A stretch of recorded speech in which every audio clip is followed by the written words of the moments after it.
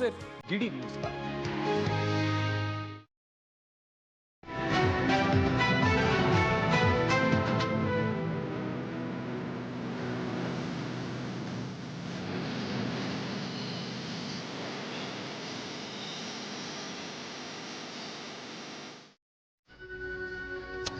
नमस्कार, news night के एक और अंक में आप सभी दर्शकों का बहुत बहुत स्वागत है। मैं हूं असीम मिश्रा और आज हम बात करेंगे विस्तार से बंगाल में वक्फ के नाम पर हो रही हिंसा की, जहां आज भी तोड़फोड़ और आगजनी का दौर जारी रहा। करेंगे इस पर विशेष चर्चा भी, साथ ही दिखाएंगे खबरें केंद्रीय गृह मंत्री अमित शाह के महाराष्ट्र दौरे की, बात होगी नक्सल पर लगातार वार की, उस पर चोट की भी। लेकिन शुरुआत सबसे पहले हेडलाइंस के साथ। पश्चिम बंगाल की ममता सरकार को बड़ा झटका। मुर्शिदाबाद में वक्फ कानून के खिलाफ हिंसा के मद्देनजर कलकत्ता हाईकोर्ट ने केंद्रीय बलों की तैनाती का दिया आदेश। भाजपा ने कहा, वोट बैंक की राजनीति के लिए राज्य को आग में झोंक रही है ममता बनर्जी।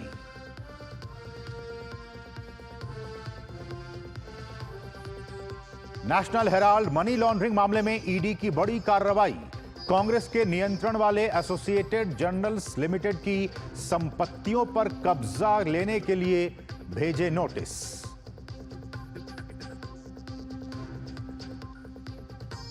तमिलनाडु में स्टालिन सरकार के मंत्रियों के सनातन विरोधी बयानों को लेकर सियासत गरमाई। भाजपा ने कहा, वन मंत्री पोनमुडी दें इस्तीफा, हिंदू समाज से मांगे माफी।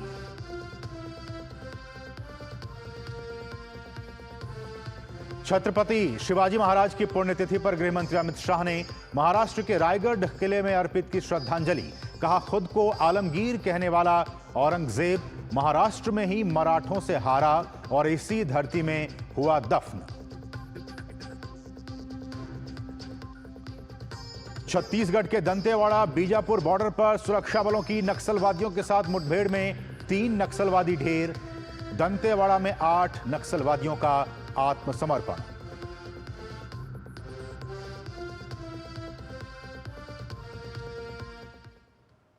और शुरुआत आज की सबसे बड़ी खबर के साथ, और वो खबर है पश्चिम बंगाल से जुड़ी हुई है। जी हां, इस खबर को बहुत ही ध्यान से देखिए, विचार कीजिए, समझिए क्या कुछ वहां चल रहा है। बताते हैं आपको क्या है खबर। पश्चिम बंगाल के मुर्शिदाबाद में भड़की हिंसा को लेकर सियासत फिर से एक बार फिर तेज हो गई है। एक तरफ जहां बंगाल विधानसभा में विपक्ष के नेता शुभेंदु अधिकारी ने पूरे मामले की एनआईए से जांच की मांग की है, वहीं शुभेंदु अधिकारी की ही तरफ से जारी एक जनहित याचिका की सुनवाई के बाद कलकत्ता हाईकोर्ट ने आदेश दिया है कि हिंसा प्रभावित मुर्शिदाबाद में केंद्रीय बलों की, सेंट्रल फोर्सेस की तैनाती की जाए। वहीं मुख्यमंत्री ममता बनर्जी ने साफ कहा है कि वो वक्फ कानून का विरोध करती हैं और इसे पश्चिम बंगाल में वो लागू नहीं होने देंगी। वक्फ पर दंगे से दहल उठा बंगाल। इन 2 तस्वीरों के जरिए आप समझिए कि बंगाल में वक्फ के विरोध के नाम पर क्या हो रहा है। ममता बनर्जी की सरकार ने राज्य को तोड़फोड़, हिंसा और आग के हवाले कर दिया है। वक्फ संशोधन कानून के खिलाफ पश्चिम बंगाल के मुर्शिदाबाद से उठी चिंगारी अब आसपास के जिलों में भी फैल गई है। शुक्रवार को मालदा, मुर्शिदाबाद, दक्षिण 24 परगना और हुगली में विरोध प्रदर्शन हुए और इस दौरान प्रदर्शनकारियों ने पुलिस वैन समेत कई गाड़ियां जलाई और पुलिस पर पत्थरबाजी की। प्रशासन ने हंगामे की आशंका को देखते हुए प्रभावित इलाकों में पाबंदियां लगा दी और इंटरनेट सेवाएं बंद कर दी। पुलिस ने शनिवार को मुर्शिदाबाद जिले में अशांति फैलाने वाले 148 से ज्यादा लोगों को गिरफ्तार किया। वहीं इस घटना में अब तक 3 लोगों की मौत भी हो चुकी है। We are dealing with this situation very strongly. Started with demonstration, then destruction of public property, and then it took communal angle. तुष्टीकरण पर उतरी ममता सरकार। भाजपा ने कहा है कि ये सब इसलिए हो रहा है क्योंकि ममता बनर्जी आगामी चुनावों में वोट हासिल करने के लिए मुसलमानों का ध्रुवीकरण करना चाहती है। भाजपा ने तमाम घटनाओं की जांच राष्ट्रीय जांच एजेंसी को सौंपने का अनुरोध किया है। भाजपा ने कहा है कि अगर ममता सरकार से प्रदेश में शासन व्यवस्था नहीं संभल रही है तो उन्हें केंद्र सरकार से मदद मांगनी चाहिए। NIA करे जांच। ममता बनर्जी की शय पे सारा सम्मेला हो रहा है। ममता बनर्जी करा रही है। उनको चाहिए कि मुस्लिम वोट का पोलराइजेशन करना चाहती है वो, और उसके साथ साथ आगे आने वाले चुनाव में मुस्लिम पोलराइजेशन का लाभ लेना चाहती है। और उसके साथ साथ ये जो करप्शन हुई है, जिसमें 22 लाख 23 लाख लोग जुबा जिसमें वंचित हुए, 26,000 की तो नौकरी चली गई, वंचित हुए 22 लाख, ये सबसे इसको दबाने के लिए और यहाँ से दृष्टि घुमाने के लिए पूरा साजिश चल रहा है ममता बनर्जी के द्वारा। दो हिंदू को पूरा अपने गला काट के खून कर दिया। बीएसएफ तो बॉर्डर एरिया है, मुतैन हुआ है, लेकिन उनका डीएम तो बता दिया बीएसएफ कोई काम नहीं करेगा। जो anti Hindu targeted violence Bengal के अंदर हो रहा है, इसको ममता बनर्जी का संरक्षण है, इसको ममता बनर्जी एनकरेज कर रही है और इसको ममता बनर्जी बना दे रही है। वहीं शनिवार को मुर्शिदाबाद जिले के जलांगी बीडीओ कार्यालय में भी तोड़फोड़ की गई। पश्चिम बंगाल विधानसभा में विपक्ष के नेता और भाजपा नेता शुभेंदु अधिकारी ने इस घटना की निंदा की। उन्होंने कहा कि पश्चिम बंगाल में विरोध प्रदर्शन के नाम पर कट्टरपंथियों के खास समूह द्वारा बड़े पैमाने पर हिंसा अराजकता फैलाई जा रही है। ये लोग जिन्होंने साफ तौर पर कहा है कि वे भारत के संविधान के खिलाफ हैं और देश के कानून का विरोध करेंगे, सड़कों पर उतर आए हैं। सार्वजनिक और निजी संपत्तियों को मनमाने ढंग से नुकसान पहुंचाया जा रहा है। साथ ही शुभेंदु अधिकारी ने रेल मंत्री अश्विनी वैष्णव को एक पत्र भी लिखा है। उन्होंने पत्र में पश्चिम बंगाल के मुर्शिदाबाद जिले में स्थित रेलवे स्टेशनों पर हुई तोड़फोड़ की कई घटनाओं की जांच NIA को सौंपने का अनुरोध किया है। इस बीच पश्चिम बंगाल के राज्यपाल CV आनंद बोस ने राज्य सरकार से संवेदनशील क्षेत्रों में उपद्रव करने वालों के खिलाफ तुरंत और सख्त कार्रवाई करने को कहा है। हालात को काबू में लाने के लिए BSF ने भी तुरंत कदम उठाए हैं। प्रशासन की मदद के लिए BSF के जवानों को तैनात किया गया है ताकि क्षेत्र में शांति और सामान्य स्थिति दोबारा बहाल की जा सके। इस बीच पश्चिम बंगाल में शिक्षक भर्ती घोटाले में नौकरी गंवा चुके टीचर्स और नॉन टीचिंग स्टाफ भी गुरुवार से ही प्रदेश की ममता सरकार के खिलाफ लगातार धरना प्रदर्शन कर रहे हैं। प्रदर्शनकारी शिक्षकों ने कहा है कि वे न्याय मिलने तक अपना अनशन जारी रखेंगे। अनशन तो हम लोग का चल रहा है। इस मुद्दे को हम आगे भी लेके जाएंगे। जब तक हम लोग को जस्टिस नहीं मिलेगा ठीक तरीके से, हम लोग करते रहेंगे। हम लोगों को नौकरी चला गया। क्यों? ह्यूज करप्शन हुआ। कौन करप्शन किया है? The chief minister of West Bengal and her full cabinet minister and associate आमला, वो लोग आधिकारिक लोग मिलकर करप्शन किया है। फिलहाल पूरे बंगाल में भारी सुरक्षा बल तैनात हैं और हालात पर पैनी नजर रखी जा रही है। प्रसेनजीत बख्शी और अनिरुद्ध भट्टाचार्य के साथ ब्यूरो रिपोर्ट DD न्यूज।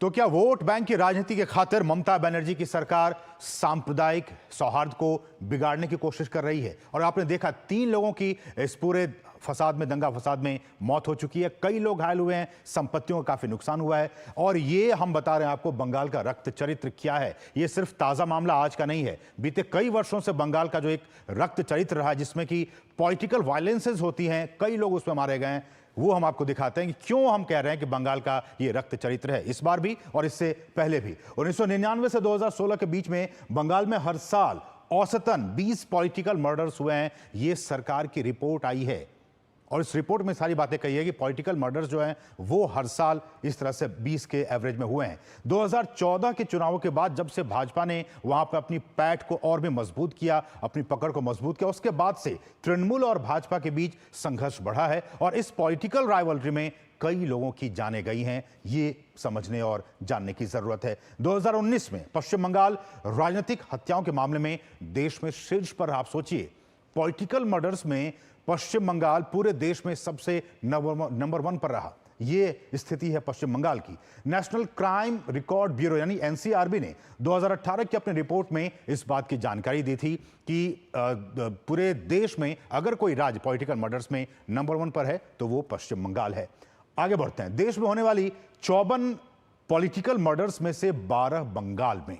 जी हां, ये है साल 2018 के बाद देश में जो हुए हैं उसमें सबसे ज्यादा बंगाल में पॉलिटिकल मर्डर्स हुए हैं। केंद्रीय गृह मंत्रालय ने कहा था कि बंगाल में पॉलिटिकल वायलेंस में 96 हत्याएं हुई हैं। जी हां, पॉलिटिकल मर्डर्स में 96 मर्डर्स हुए हैं। ये पॉलिटिकल वायलेंस की बात की जा रही है। गृह मंत्रालय की इस रिपोर्ट में कहा गया साल 2018 के पंचायत चुनाव में 50 लोगों की हत्या कर दी गई। 2000 पंचायत माने बेसिक जो जड़ के लेवल पर जो चुनाव है वहां भी काफी मात्रा में आपने देखा और सुना होगा न्यूज के जरिए कि वहां पे वायलेंस और उसमें 50 लोगों की हत्या हुई थी। साल 2020 में हम आपको सिलसिलेवार बता रहे हैं, 20 में बंगाल में पॉलिटिकल वायलेंस में कुल 663 मामले दर्ज किए गए। ये साल 2020 की हम बात कर रहे हैं। पॉलिटिकल वहां पे हिंसा हुई और उसमें 663 मामले दर्ज किए गए। लगातार साल दर साल ये जो है घटनाएं बढ़ती जा रही हैं और इन घटनाओं में 57 जो लोग हैं उनकी निर्मम हत्या कर दी गई, उनकी मौत हो गई। ये आप इन आंकड़ों के समझिए कि किस तरह से हम कह रहे हैं कि बंगाल का ये रक्त चरित्र है। लोकसभा चुनाव के दौरान बंगाल में हिंसा के कुल 698 मामले दर्ज किए गए। ये आप पंचायत चुनाव में हिंसा, राज्य विधानसभा चुनाव में हिंसा, लोकसभा चुनाव में हिंसा, और ये सारी डाटा हम आपके लेकर आएंगे किस तरह से वहां पे जो वायलेंस है वो लगातार बढ़ता जा रहा है। और तब के हिंसा के मामले में 11 लोगों की मौत हो गई थी। लगातार जो जान और माल की नुकसान है वो वहां पे होता जा रहा है। और देखिए पॉलिटिकल वायलेंस, पॉलिटिकल राइवलरी में जो निर्दोष हैं, जो आम लोग हैं, उनकी जानें जा रही हैं। 2021 में विधानसभा चुनाव नतीजों की घोषणा के बाद अलग अलग जगहों पर हिंसा हुई कि जो एक मैंडेट दिया गया उस मैंडेट को नहीं माना, हम नहीं मानेंगे, और उसकी वजह से जो एक पॉलिटिकल राइवलरी है वो बढ़ता गया और उसकी वजह से इस तरह की चीजें वहां पे घटित हुई। साल 2022 में बीरभूम में हिंसा हुई। विधानसभा चुनाव के ठीक बाद, लोकसभा चुनाव के ठीक बाद लगातार वहां पे इस तरह की चीजें हो रही हैं। 2022 में बीरभूम में हिंसा हुई। अगली स्लाइड पर चलें। 2023 की बात करें तो 2023 में फिर पंचायत चुनाव वहां पे हुआ और उसमें भी काफी मात्रा में हिंसा हमने देखने और सुनने को मिला। कई लोग हताहत हुए, कई लोगों की जानें गई पंचायत चुनाव में भी। और हिंसा में 48 लोगों की मौत हुई और 400 से अधिक लोग घायल हुए। 48 लोगों की मौत हो गई और 400 से अधिक लोग घायल हुए पंचायत चुनाव में की हम बात कर रहे हैं। तो ये बंगाल का रक्त चरित्र लगातार हम आपको बता रहे हैं कि किस तरह से न सिर्फ इस पूरे घटना में, लेकिन इससे पहले भी और बीते साल 2024 में संदेश खाली में आपने उस पूरे एपिसोड को देखा और जाना था कि किस तरह से वहां पे हिंसा भड़की थी और किस तरह से लोगों के वहां पे मर्डर्स हुए। तो ये कुछ अहम बातें कि बंगाल का रक्त चरित्र जब हम बात करते हैं तो न सिर्फ इस वक्फ के कानून के खिलाफ हिंसा भड़काया गया और उसमें 3 लोगों की मृत्यु हो गई, और उससे पहले भी हमने, और इस पे क्या कुछ कहा गया है गवर्नर की तरफ से वो हम आपको सुनाते हैं। Calcutta High Court has ordered the deployment of central forces in the riot affected areas of West Bengal, including Murshidabad. Immediately on receipt of information about the riot, as governor, I have taken it up with the competent authorities of the Government of India and the state government, the need to deploy central forces to maintain peace and bring normalcy in those riot affected areas. बढ़ेंगे आगे, लेकिन उसके बाद जब break जा रहे हैं, break के बाद जब वापस आएंगे तो आपको इस पर विस्तार से चर्चा करेंगे कि क्या कुछ बंगाल में चल रहा है, बंगाल की राजनीति में क्या कुछ हो रहा है। लेकिन उससे पहले बहुत ही छोटे से ब्रेक के लिए आप देखते रहिए डीडी न्यूज।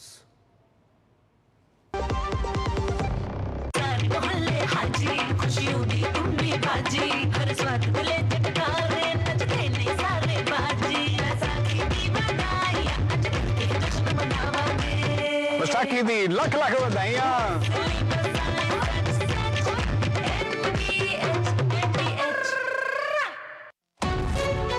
विभाग अनेक, कंप्लेंट बॉक्स 1। किसी भी सरकारी दफ्तर, विभाग या बैंक से जुड़ी शिकायत के लिए pgportal.gov.in पर जाएं, रजिस्टर करें, संबंधित विभाग चुनें, शिकायत दर्ज करें और ट्रैकिंग आईडी नोट करें। एसएमएस या ईमेल पर एक्नॉलेजमेंट पाएं और शिकायत का जवाब सीधे मंत्रालय से प्राप्त करें। अब तक 1 करोड़ 12 लाख से अधिक भारतीयों ने भरोसा जताया। सीपी ग्राम्स, आपकी हर शिकायत का हल। अभी शिकायत दर्ज करें pgportal.gov.in।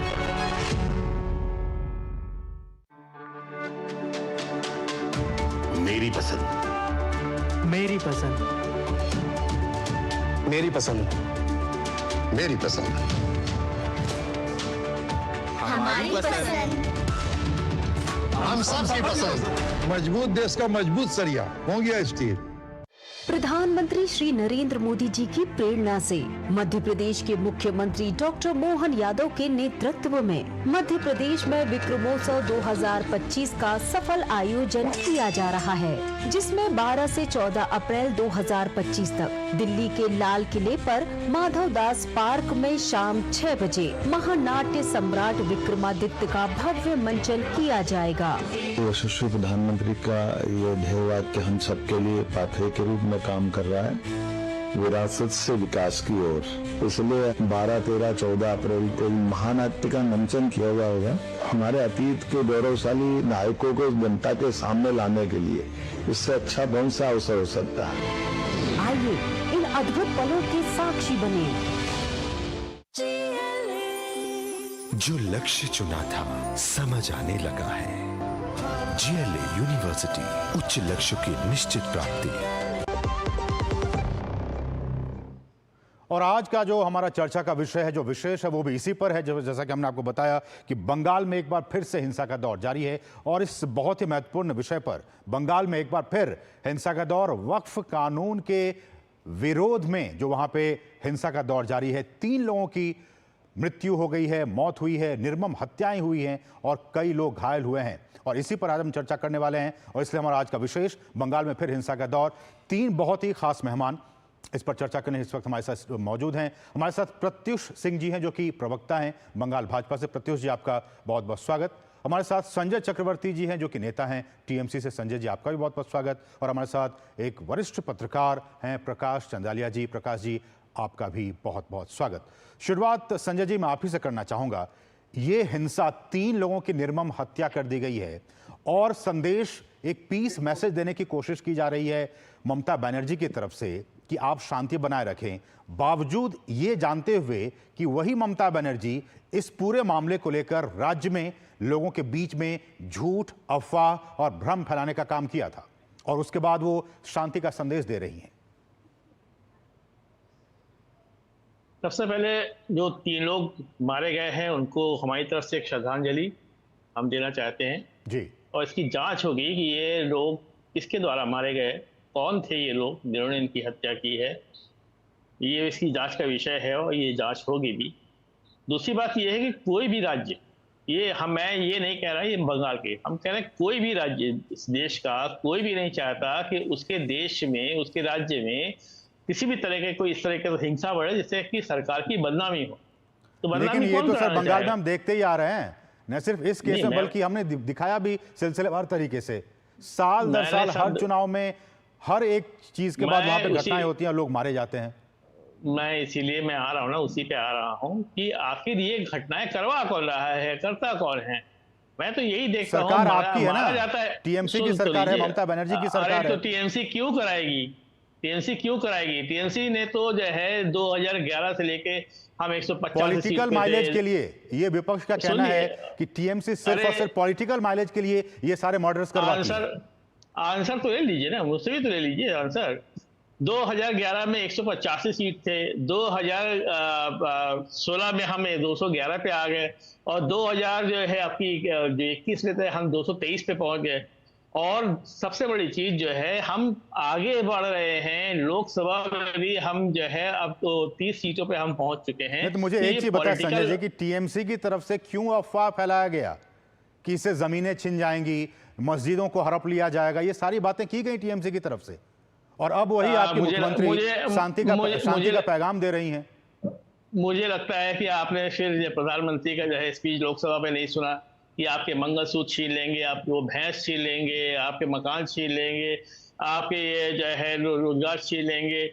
ये तो प्रधानमंत्री जब खुलेआम जब मंचों से खड़े होकर ये बात कह रहे थे, प्रधानमंत्री ने भी तो यही बात कही ना, मंगलसूत्र, मछली, मटन, मुजरा सबसे बड़ी चीज है, ये एक वर्ड था मुजरा। संजय जी सुनिए, संजय जी आप ये सारी बातें कर रहे हैं और आपके नेता की तरफ से ये सारी भ्रम और अफवाह की स्थिति है।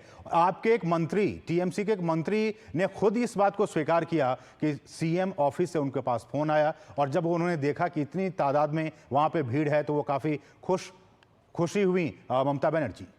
तो इस तरह की चीजें वहां पे बंगाल में हो रही हैं। नहीं, इसकी पूरी जांच हो रही है, जो आप बता रहे हैं उसकी पूरी जांच हो रही है। ये अफवाह किसने उड़ाया, किस तरीके से उड़ाया, कोई भीड़ देख के क्यों खुश होगा बिना मतलब के लिए? कौन चाहता है? मैंने कहा ना कि कोई भी प्रदेश का जो है मुखिया ये नहीं चाहेगा कि उसके देश में किसी भी तरीके से कोई भी दंगा फसाद हो।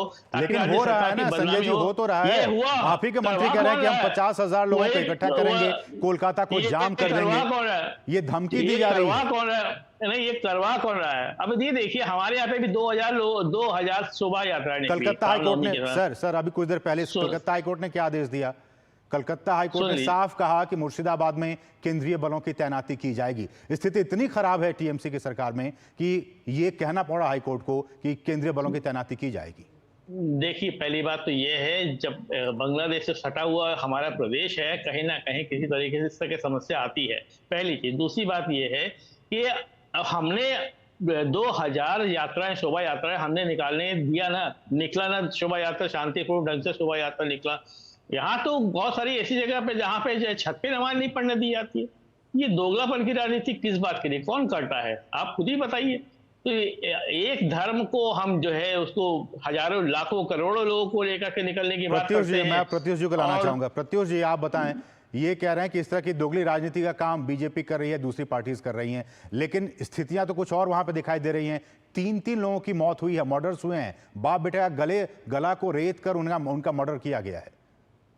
देखिए, सबसे पहली बात तो यह है कि पश्चिम बंगाल में आज जो व्यापक हिंसा हो रही है वो हिंसा एक दिन की हिंसा नहीं है। जिस प्रकार से वर्षों से हमने देखा है कि एक एक करके ऐसे कई घटनाओं को नजरअंदाज किया गया है, केवल वोट बैंक की राजनीति के लिए ऐसे लोगों को, ऐसे संगठनों को प्रश्रय दिया गया है।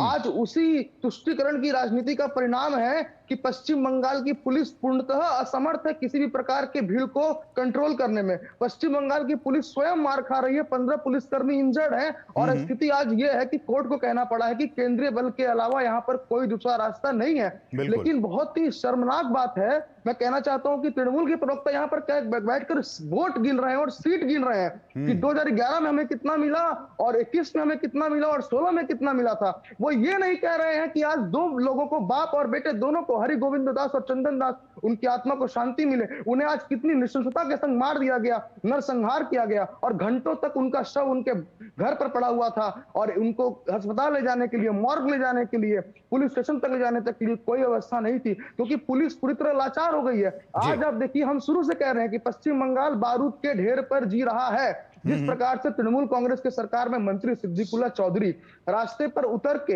हजारों की संख्या में खड़े होते हैं, लोगों को लेते हैं और कहते हैं कि आने वाले समय में अलग अलग जगह पॉकेट्स बनाकर पूरे बंगाल को अचल कर सकते हैं। आज उसी राजनीति का हम परिणाम देख रहे हैं। और अगर ममता बनर्जी जी चाहे, अगर पुलिस चाहे, तो ये 3-4 थानों में जो घटनाएं हुई है, क्या उसे कंट्रोल नहीं कर सकती? वो इसे इसलिए कंट्रोल नहीं कर सकती क्योंकि जो लोग आज घटना कर रहे हैं उन लोगों का अपना वोट बैंक बनाया और उनके हाथों में उन्होंने वोट सौंपा है कि ये संगठन हमारे लिए वोट कराएगा, ये लोग हमारे लिए वोट कराएंगे, ये मौलाना हमारे लिए वोट कराएंगे। इसीलिए आज कई तरह की बातें करनी पड़ रही है। लेकिन आप सोचिए कि जिस राज्य में पुलिस खुद बेबस है, जिस राज्य में डीजीपी 4 लाइन नहीं बोल पा रहे हैं कि हिंसा क्यों हुई और जो कह रहे हैं कि हिंसा होगी तो संभाल लेंगे, तो अब तक क्या हो रहा है? अब तक अगर हिंसा नहीं हुई तो अब कौन सी हिंसा होने का इंतजार पश्चिम बंगाल पुलिस कर रही थी कि कोर्ट को आज आना पड़ा और कोर्ट को कहना पड़ा कि आप केंद्रीय बल को बुलाइए। ये सालों से जो पश्चिम बंगाल में राजनीति चल रही है तुष्टीकरण की, संजय जी जवाब दीजिए इसका। आपकी सरकार और आपके खुद की पुलिस कंट्रोल नहीं कर पा रही थी, कलकत्ता कोर्ट ने यह आदेश दिया कि अब केंद्रीय बलों की तैनाती की जाएगी। और दूसरी बात जो बीजेपी की तरफ से कहा गया कि यह साफ तौर पर वोट बैंक की पॉलिटिक्स है, आप उस पॉलिटिक्स में निर्दोष लोगों की जानें ले रहे हैं।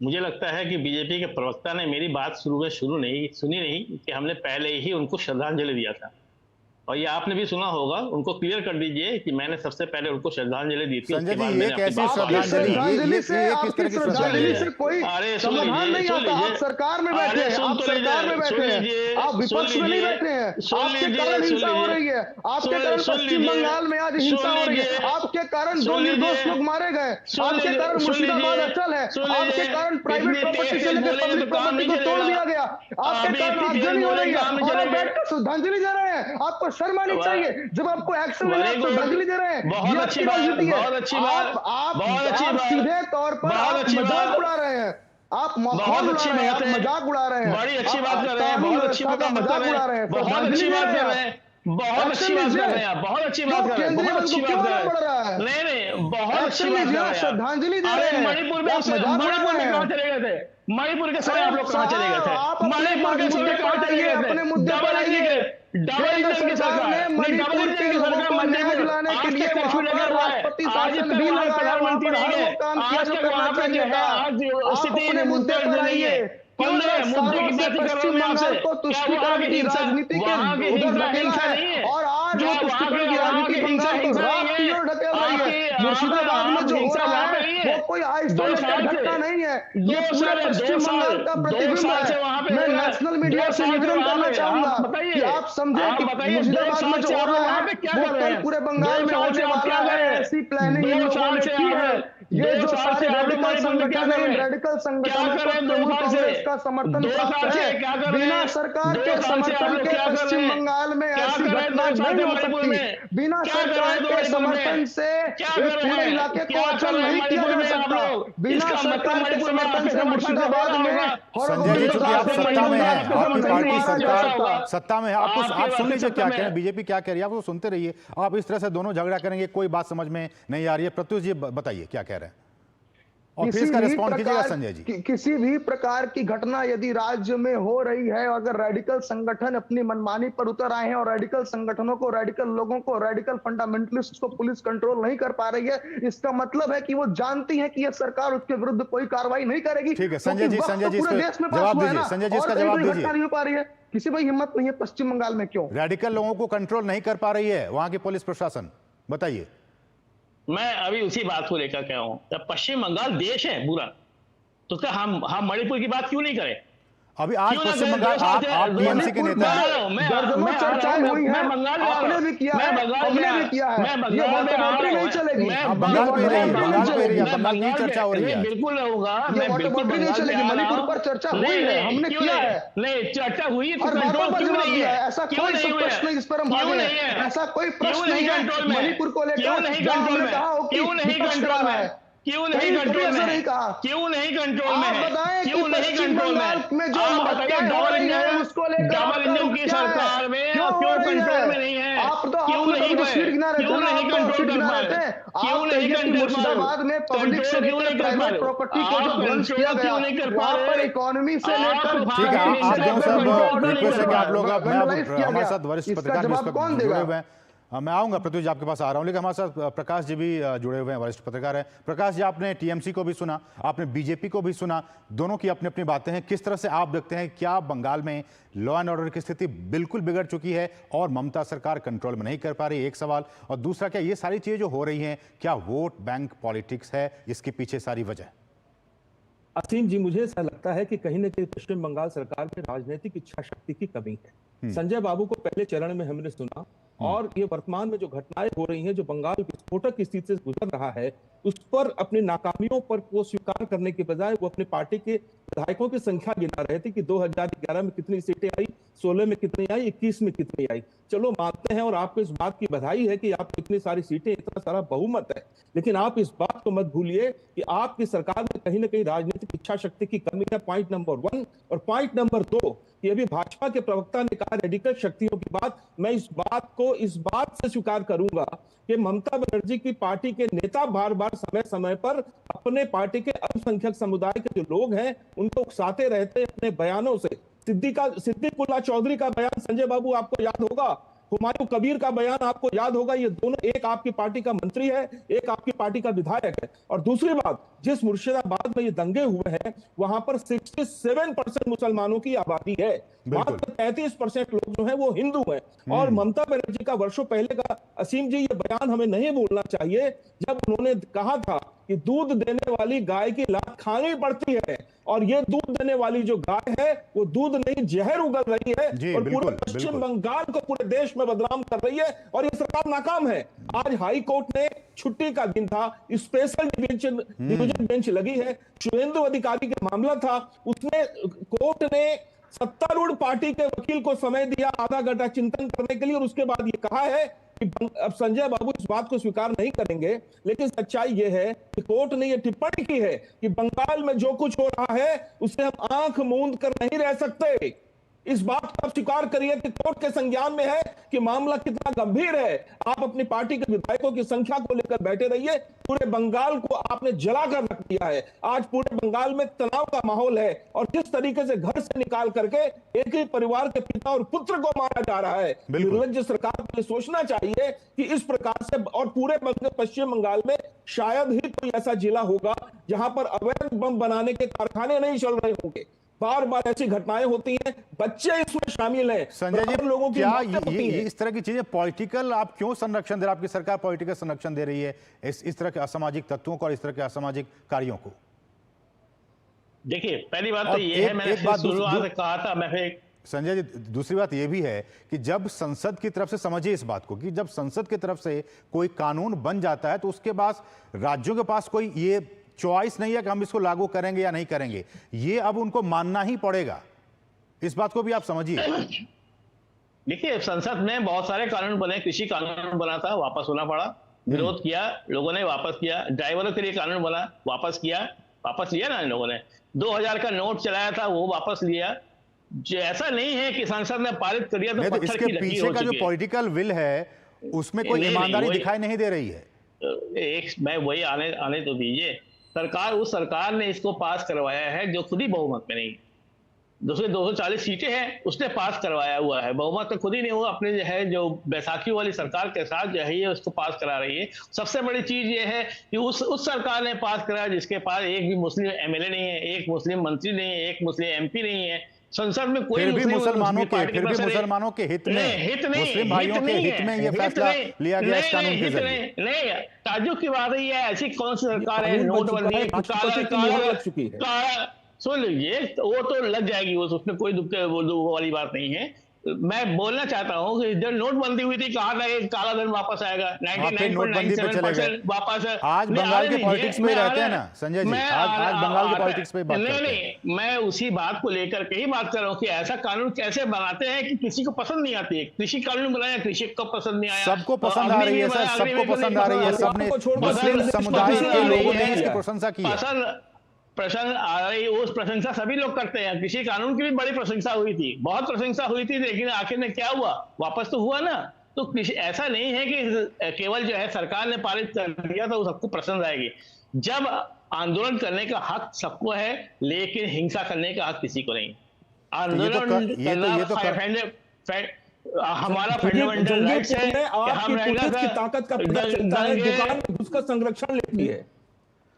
ठीक, हमारे पुलिस की ताकत का अंदाजा लगाइए। मैं संजय जी आपके पास आ रहा हूं। हमारे साथ प्रसेनजीत बख्शी भी हमारे सहयोगी हैं, वरिष्ठ सहयोगी हैं, कोलकाता में ही रहते हैं और इन तमाम चीज़ों को कई वर्षों से देखते आ रहे हैं, इनकी कार्यप्रणाली को। प्रसेनजीत, आपका भी स्वागत है इस चर्चा में। और आप बताइए, क्या आपने आंखों देखा हाल वहां देखा, किस तरह से चीज़ें हो रही हैं? और जो लोग कह रहे हैं, बीजेपी कह रहे हैं कि ये वोट बैंक पॉलिटिक्स के लिए ममता कुछ भी कर सकती है, कि कितनी सच्चाई इन बातों में? ये अभी वोट बैंक पॉलिटिक्स में दायरे में नहीं है। ये अभी देश के लिए सोचना जरूरी हो गया कि जो कुछ भी चल रहा है पिछले कई दिनों से, वोट बैंक के लिए करते करते ये पूरी स्थिति ममता के हाथ से निकल गए हैं। क्योंकि देखिए, एक बात समझना चाहिए कि हमारे पड़ोसी देश में स्थिति अभी ठीक नहीं है। और ये जो मुर्शिदाबाद है, ये ममता बनर्जी जो कुछ दिन पहले ये 15 किलोमीटर और 50 किलोमीटर को लेकर बवाल मचाई थी पूरे देश में कि बीएसएफ को 50 किलोमीटर के अंदर नहीं आने देना चाहते थे। उनका कहना था कि इससे पूरे जो फेडरल स्ट्रक्चर है वगैरह वगैरह, कुछ टर्म उसको सिखाया गया है, उस टर्म को इस्तेमाल करती रहती है। तो अब पिछले 2 दिन में इससे भी ज्यादा खतरनाक स्थिति को किसी तरह से संभाला गया है बीएसएफ आने के कारण। और आज कोर्ट ने पूरी तरह से शाम को तमाचा मार के समझा दिया है कि आप बकवास बंद करिए और सीएपीएफ लाना यहाँ पे जरूरी है। ये कहानी अलग है कि हमारे साथ टीएमसी के भी लीडर हैं, वो कह रहे हैं कि हम श्रद्धांजलि देते हैं और इस तरह की घटनाएं नहीं होनी चाहिए।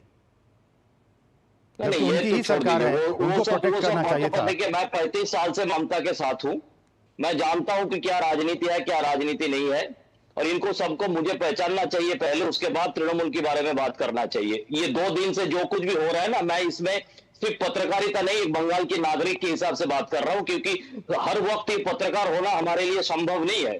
जो कुछ भी हो रहा है, आज दिन में बंगाल की डीजीपी राजीव कुमार ने हकलाया, पूरी जो 15 मिनट का प्रेस कॉन्फ्रेंस है उसको हकलाया सिर्फ, और कुछ बोल ही नहीं पाया। उन्होंने पहले बोला कि अफवाह फैलाना ठीक नहीं है, सबने मान लिया अफवाह फैलाना ठीक नहीं है। उसके बाद ही ADG law and order Javed Shamim ने बताया शायद बीएसएफ के गोली से लोग मरे हैं। आपका ऐसा गलत और एंटी नेशनल बात करने का हिम्मत किसने दिया? आपको अगर मालूम नहीं है कि बीएसएफ का गोली से कोई मरा है तो शायद बीएसएफ एक यूनिफॉर्म यूनिट के बारे में, आप एक यूनिफॉर्म यूनिट हो, आप सिर्फ ममता बनर्जी को खुश करने के लिए, उनकी सो कॉल्ड राजनीति को खुश करने के लिए आप बीएसएफ के ऊपर आरोप चढ़ा दिया है कि हो सकता है कि बीएसएफ की गोली से लोग मरे हैं, जबकि बाद में पता चला कि बीएसएफ का गोली का कोई सवाल ही नहीं है उसमें। तो अफवाह कौन फैला रहा है? अफवाह पुलिस फैला रही है, जिसने इस ममता बनर्जी को बर्बाद कर दिया, और ममता बनर्जी इस पुलिस के ऊपर भरोसा करके मुर्शिदाबाद, मालदा, बीरभूम, साउथ 24 परगना को बर्बाद कर दिया। संजय जी रिस्पॉन्ड कीजिए, हमारे वरिष्ठ सहयोगी हैं, कोलकाता में रहते हैं और ये सारी बातें वो कह रहे हैं, क्या कहना है आपका? देखिए, पहली बात तो ये है कि मैं फिर ऐसे बोल रहा हूं कि कोई भी हिंसा होती है उसकी जांच जरूर होती है। आखिर ये भीड़ को अचानक क्या हुआ कि वो हिंसक हो गई? ऐसा तो नहीं है कि अचानक जो है कुछ लोग पहले से तैयार बैठे हुए थे। ये ऐसा हुआ क्या कि उसको हिंसा हुई, किसने हिंसा करवाई, किस तरीके से, ये एक जांच का विषय है। सर जी मैं एक बात बताऊं आपको, सर जी एक बात बताओ, हम पत्रकार लोग ना दिखाते नहीं है। ये जो मोरग्राम जगह है ना, मोरग्राम से थोड़ा ही आगे यहाँ पे एक बोरिया के अंदर पत्थर मिला है जो ट्रेन की ट्रैक में रखा गया था, हमारे तस्वीर है, उसके बाद हमने दिखाया नहीं कि एक पहले से कितना सुनियोजित और सोच समझ कर ये किया गया है। हमने दिखाया नहीं क्योंकि हम पत्रकारिता धर्म निभा रहे हैं। पत्रकारिता धर्म निभाते हैं तो उसको दिखाना चाहिए आपको, ताकि हर सरकार को अलर्टमेंट हो। ये केवल बंगाल के लिए नहीं है, ये पूरे देश के पत्रकार लिए को, संजय जी, एक पत्रकार को दिखाई दे सकता है, प्रशासन को दिखाई नहीं दे रहा है। नहीं, अगर पत्रकार हो सकता है कहीं कहीं चूक हो जाए, ऐसा नहीं है कि किसी से चूक नहीं होती। अगर नहीं चूक हुई होती तो क्या उत्तर प्रदेश में इतना जबरदस्त लॉ एंड ऑर्डर होने के बावजूद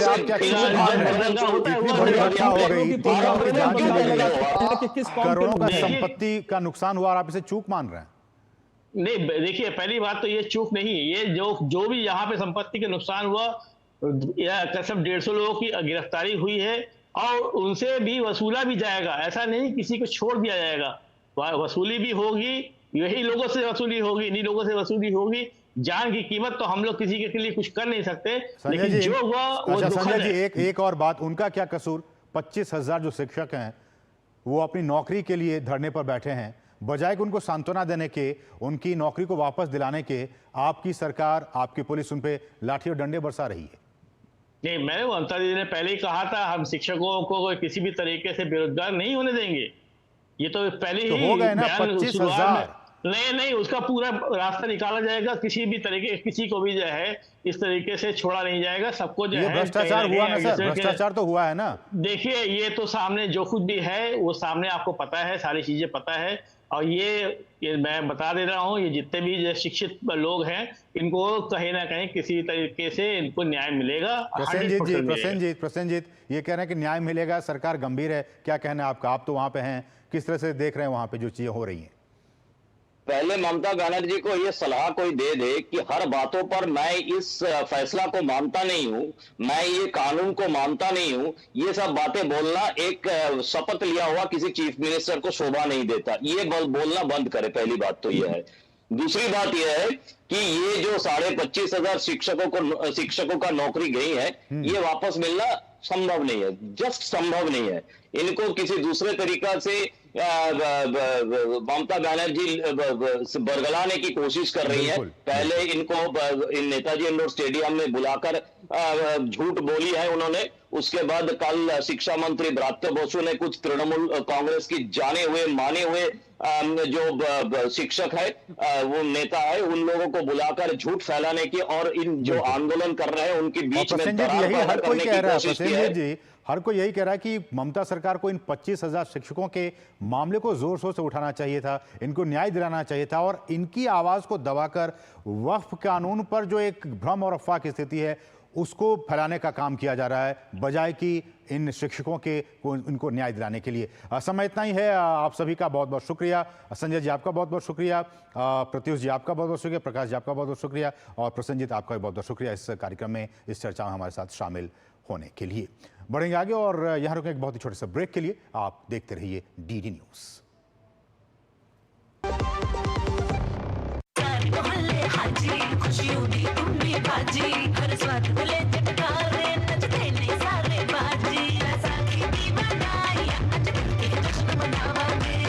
बैसाखी दी लख लख बधाइयां।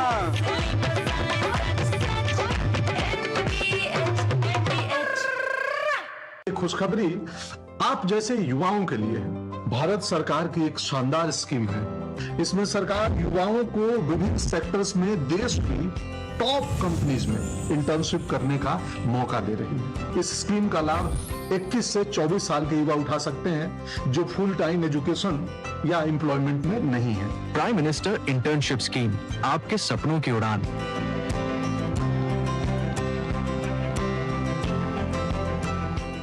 जब धरती चीर कर निकलता है लोहे का पत्थर और मिलता है मोंगिया के जोश से, फिर तपता है, पिघलता है और बनता है फौलाद।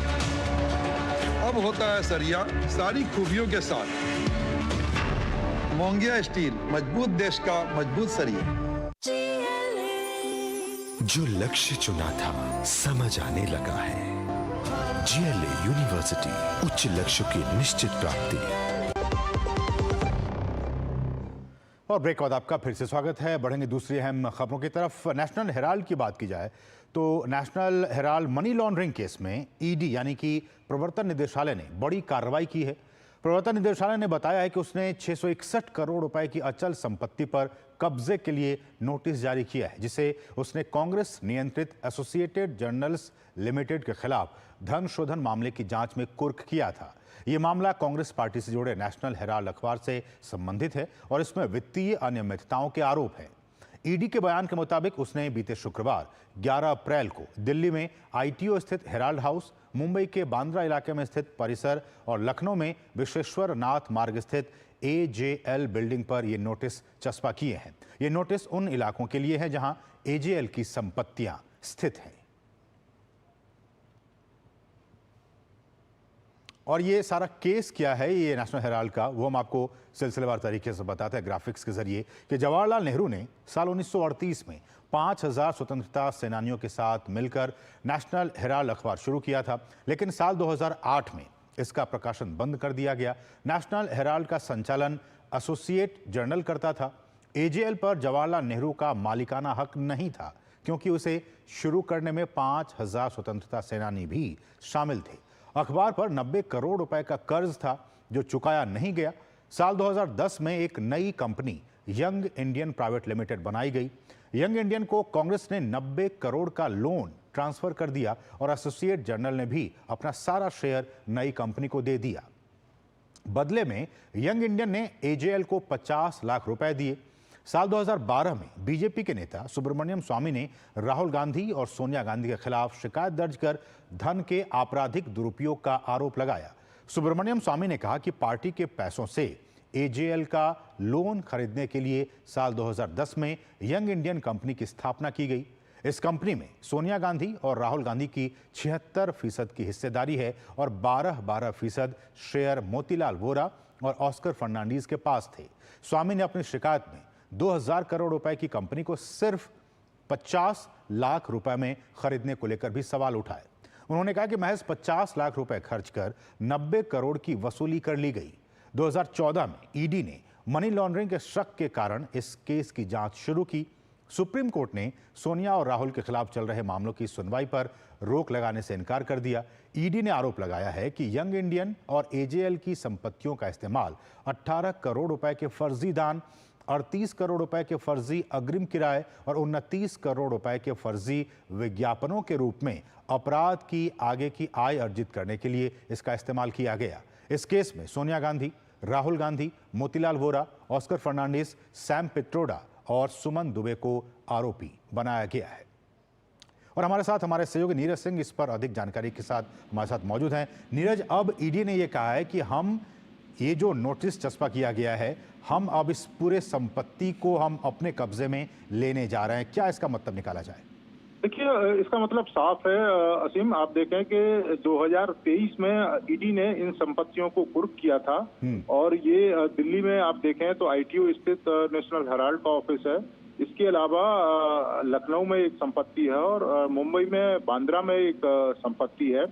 अब इसका पहले तो ये था कि जब ईडी ने इसको कुर्क किया था तो इस संपत्ति में जो भी सामान वगैरह जो नेशनल हेराल्ड या उससे जुड़े लोगों का था वो उसके अंदर था, लेकिन आप उसके अंदर नहीं जा सकते थे। अब जो ईडी है उन्होंने प्रक्रिया शुरू करी है कि इस संपत्ति को अपने में शामिल करने के लिए या अपने पास हासिल करने के लिए, इसका मतलब साफ है कि आपको अब ऑफिस खाली करना होगा। अब वो ऑफिस ईडी के साथ अटैच हो जाएगा और यहाँ तक कि आप देखें कि मुंबई में जो बांद्रा स्थित 3 फ्लोर हैं नेशनल हेराल्ड के 7, 8 और 9, वहां पर से भी करोड़ों की संख्या में जो किराया आता है, हर महीने लाखों की संख्या में किराया आता है, तो वो किराया भी अब ईडी के साथ अटैच करना होगा। स्पष्ट है ईडी ने कहा है कि गलत तरीके से एक तो पैसा कमाया जा रहा है और आप देखें कुर्क होने के बाद भी लगातार उससे किराया वसूला जा रहा था। मतलब ये नीरज कि इन संपत्तियों को कुर्क करने के बाद अब जो नोटिस चस्पा किया गया, इसका मतलब कि इन संपत्तियों से जो आमदनी हो रही थी वो अब गांधी नेहरू परिवार की बजाय अब ईडी यानी सरकार के पास वो सारा पैसा जाएगा। बिल्कुल, इसका मतलब यही है, सरकार के पास जाएगा और जब तक कोर्ट का फैसला नहीं होगा ईडी के साथ जितना भी जो किराया आ रहा है इस प्रॉपर्टी का, वो किराया ईडी के खाते में जाएगा। और इसके साथ साथ अगर बाद में ईडी के पक्ष में ये फैसला आता है तो निश्चित तौर पर इन तमाम संपत्तियों को बेचकर या इन तमाम संपत्तियों को सरकार के साथ अटैच कर दिया जाएगा। अब हम कह सकते हैं कि इन 3 संपत्तियों को लेकर गांधी परिवार का अब किसी भी तरह का हस्तक्षेप नहीं रहेगा, ना तो वो किराया ले सकते हैं, ना इसका कोई और अन्य उपयोग कर सकते हैं। चलिए, बहुत बहुत शुक्रिया नीरज इन तमाम ताज़ा अपडेट्स को हम तक पहुंचाने के लिए। तो एक बड़ा झटका लगा है गांधी परिवार को कि इस संपत्ति से जो भी अब आमदनी आएगी वो अब सीधे ईडी के खाते में जाएगी। अब गांधी परिवार को इसका पैसा, इससे जो आमदनी हो रही थी वो अब नहीं होगी। बढ़ेंगे आगे और अब खबर तमिलनाडु के है। तमिलनाडु की खबर दिखाएंगे आपको, लेकिन उससे पहले कहेंगे बहुत ही छोटे से ब्रेक के लिए आप देखते रहिए डीडी न्यूज़।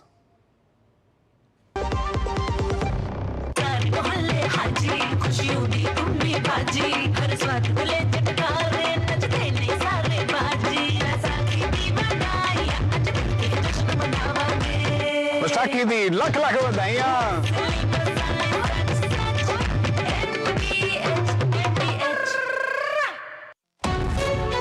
विभाग अनेक, कंप्लेंट बॉक्स 1। किसी भी सरकारी दफ्तर, विभाग या बैंक से जुड़ी शिकायत के लिए pgportal.gov.in पर जाएं, रजिस्टर करें, संबंधित विभाग चुनें, शिकायत दर्ज करें और ट्रैकिंग आईडी नोट करें। एसएमएस या ईमेल पर एक्नॉलेजमेंट पाएं और शिकायत का जवाब सीधे मंत्रालय से प्राप्त करें। अब तक 1 करोड़ 12 लाख से अधिक भारतीयों ने भरोसा जताया।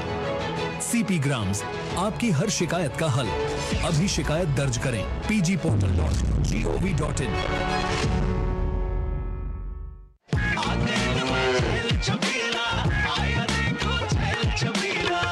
एक कपिला, अरे भाई सब एक ही जैसा होता है।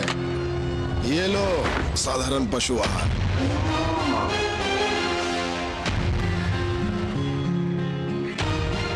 इस देश की हर माँ, बच्चे, बूढ़े, जवान, खिलाड़ी, डॉक्टर, इंजीनियर, सबको गाय भैंस की दूध की शक्ति पर भरोसा है। और जब इन पशुओं को कपिला पशु आहार मिलेगा तभी तो दूध सिर्फ ज्यादा ही नहीं, शक्ति से भरपूर भी होगा। और ये सच जानते हुए चंद पैसों के लिए तुम देश का भरोसा तोड़ दो। कपिला पशु आहार, देश का नंबर 1 पशु आहार। मेरी पसंद, मेरी पसंद, मेरी पसंद, मेरी पसंद, हमारी पसंद, हम सबकी पसंद। मजबूत देश का मजबूत सरिया हो गया स्टील।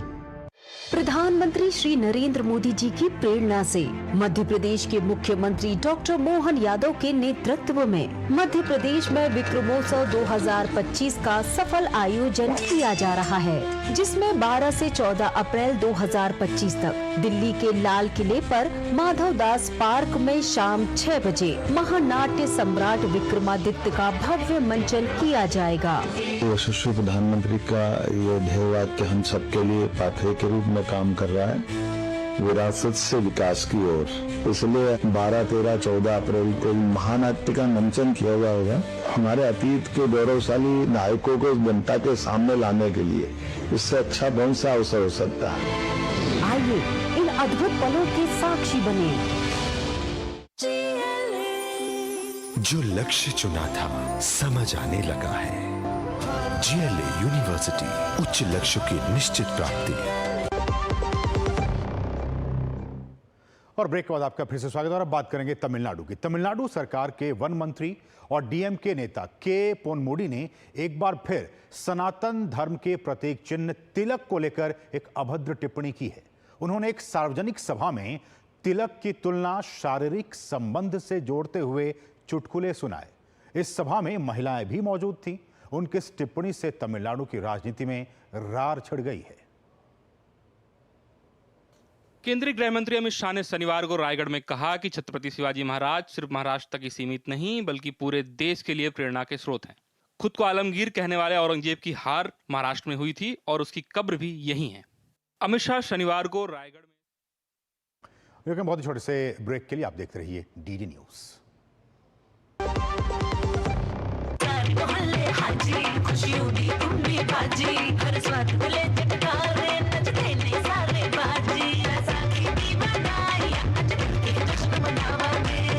बैसाखी दी लख लख बधाइयां।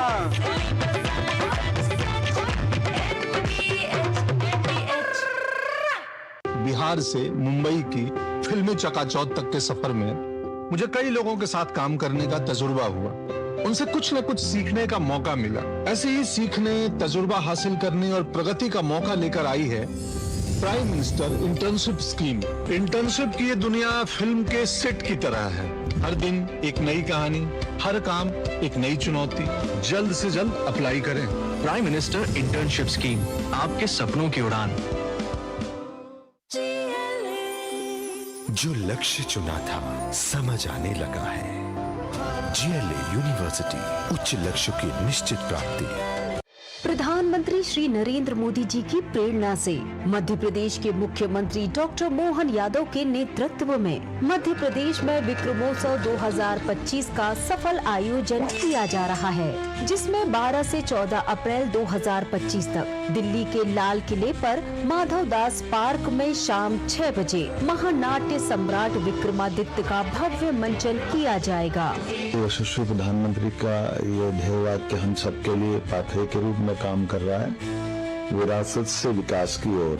इसलिए 12, 13, 14 अप्रैल को महानाट्य का मंचन किया जाएगा, हमारे अतीत के गौरवशाली नायकों को जनता के सामने लाने के लिए। इससे अच्छा कौन सा अवसर हो सकता है। आइए इन अद्भुत पलों के साक्षी बने। बिजली का बिल, किराना, स्कूल फीस सब हो गया। बन गया बजट? हाँ, 5000 बच गए। तो नई साड़ी ले ले ना, पिछले महीने तो ली थी। एक और नहीं, पहले बजट बनाओ, फिर छोटी छोटी बचत को बैंक में सेव करो और पैसों को बढ़ते देखो। बढ़ी गई। जाओ भाई। RBI कहता है, वित्तीय समझदारी समृद्ध नारी। तो तमिलनाडु के एक मंत्री ने सनातन विरोधी और महिला विरोधी एक बयान दिया है। क्या ये सारा मामला, इस रिपोर्ट में देखते हैं। बैकफुट पर स्टालिन सरकार, विवादित बयान पर हुआ बवाल, उठी मंत्री को हटाने की मांग। तमिलनाडु में DMK की स्टालिन सरकार एक बार फिर सनातन विरोधी विवादित बयान को लेकर बैकफुट पर है। DMK के वन मंत्री पोनमुडी द्वारा सार्वजनिक मंच पर हिंदू धर्म और महिलाओं पर विवादास्पद टिप्पणी को लेकर जमकर हंगामा हुआ। बढ़ते दबाव को देखते हुए DMK ने उन्हें पार्टी के उप महासचिव पद से हटा दिया, लेकिन भाजपा का कहना है कि के पोनमुडी को हिंदू समाज से माफी मांगने के साथ ही उन्हें मंत्री पद से हटाया जाना चाहिए। तमिलनाडु में जो एक सरकार डीएमके की है जो करप्शन से लिप्त है, लेकिन आज अपने करप्शन और जो मिस गवर्नेंस को छिपाने के लिए वो कहीं ना कहीं गलत तरीके से सनातन का बदनाम करने का इस तरह की बातें जो है मन भटकाने के लिए करते रहते। तमिलनाडु के वन मंत्री के विवादित बयान पर डीएमके सांसद कनिमोझी ने सोशल मीडिया पोस्ट में कहा, मंत्री पोनमुडी का हालिया भाषण अस्वीकार्य है।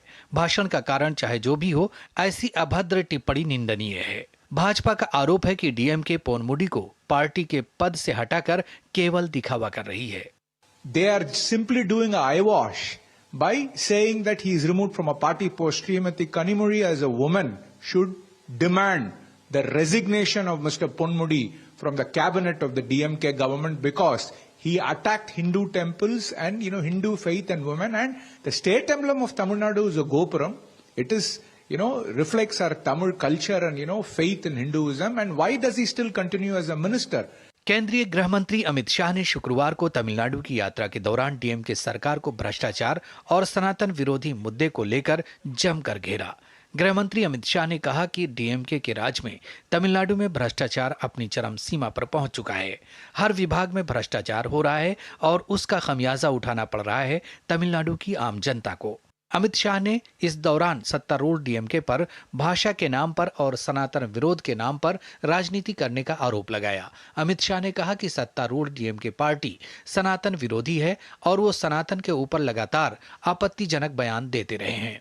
आगामी विधानसभा चुनाव में तमिलनाडु की जनता डीएमके को भ्रष्टाचार और उनके विवादित बयानों पर सबक सिखाएगी। बीजेपी आईटी सेल प्रमुख अमित मालवीय ने डीएमके मंत्री के विवादित बयान को हिंदू धर्म पर डीएमके के कथित हमलों की अगली कड़ी बताया। सनातन धर्म के बारे में उदयनिधि स्टालिन द्वारा दिए गए पिछले बयानों का हवाला देते हुए मालवीय ने कहा कि चाहे वो डीएमके हो, कांग्रेस हो, टीएमसी हो या आरजेडी हो, इंडिया ब्लॉक के सदस्य विचारधारा से नहीं बल्कि हिंदू मान्यताओं के प्रति साझा तिरस्कार से एकजुट दिखते हैं।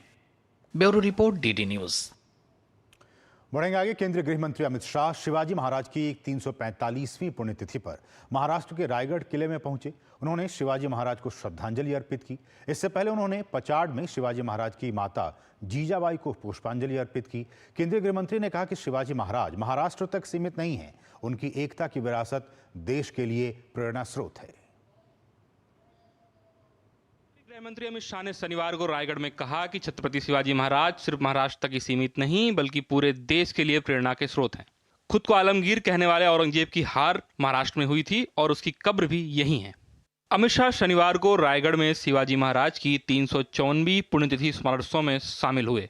अमित शाह ने कहा कि शिवाजी महाराज ने हिंदवी स्वराज को स्थापित किया और सुशासन का बेहतरीन उदाहरण पेश किया था। मैं राजमाता जिजाऊ को मन पूर्वक प्रणाम करना चाहता हूं